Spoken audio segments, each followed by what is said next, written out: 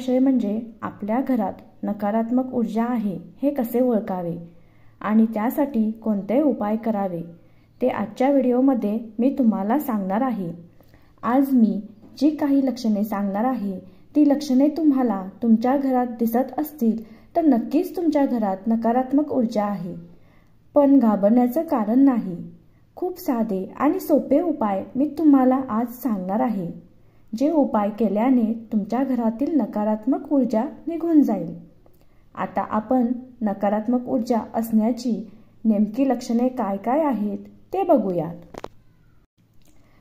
तुम्हाला जर कोणत्याही कामात यश मिळत नसेल किंवा काम पूर्ण होत आलं असेल आणि त्या कामात काहीतरी अडथळा येऊन ते काम पूर्ण होत नसेल तर हे नकारात्मक ऊर्जेचं लक्षण आहे। घरात सतत किरकोळ कारणांवरून वाद होणे, मनात वाईट विचार येणे, जीव नकोसा वाटणे, कुटुंबातील सदस्य सतत आजारी पडणे, औषधोपचार करूनही त्या सदस्याला बरं न वाटणे, आजाराचं नेमकं निदानच सापडत नसेल तर हे नकारात्मक ऊर्जेचं लक्षण आहे। घरातील वस्तू जशा की टीव्ही, फ्रीज, वॉशिंग मशीन, घड्याळ, गाडी इत्यादी वारंवार खराब होणे हे देखील नकारात्मक ऊर्जेचं लक्षण आहे।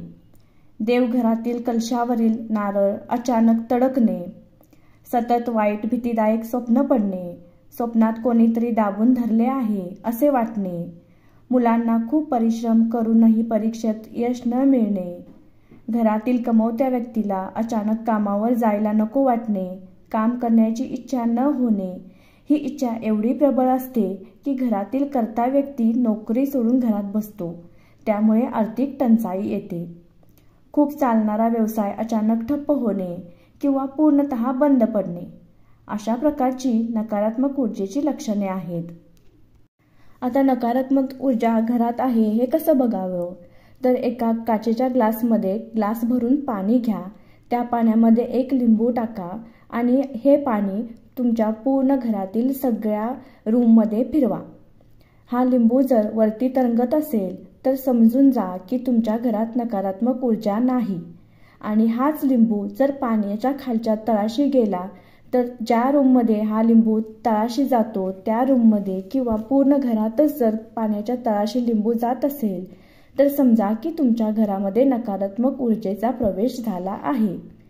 मग आता यासाठी आपल्याला उपाय काय करावे लागतील तर दररोज फरशी पुसताना पाण्यामध्ये फरशी पुसायला जे तुम्ही पाणी घेणार आहात त्या पाण्यामध्ये मोठ्या मिठाचे खडे टाका। हा उपाय तुम्ही रोज करू शकता, फक्त हा उपाय गुरुवारी करू नये। घरात रोज हनुमान चालीसाचे पठण करावे किंवा प्रत्येक गुरुवारी व अमावस्येला घराच्या हुमऱ्याला हळदीचे लिंपण करावे। स्वयंपाकघरात खडे मीठ लाल कपड्यात बांधून ठेवावे, पण हे मीठ प्रत्येक महिन्याला बदलावे लागेल। हे बदललेले मीठ तुम्ही वाहत्या पाण्यात किंवा नाल्यात टाकून देऊ शकता।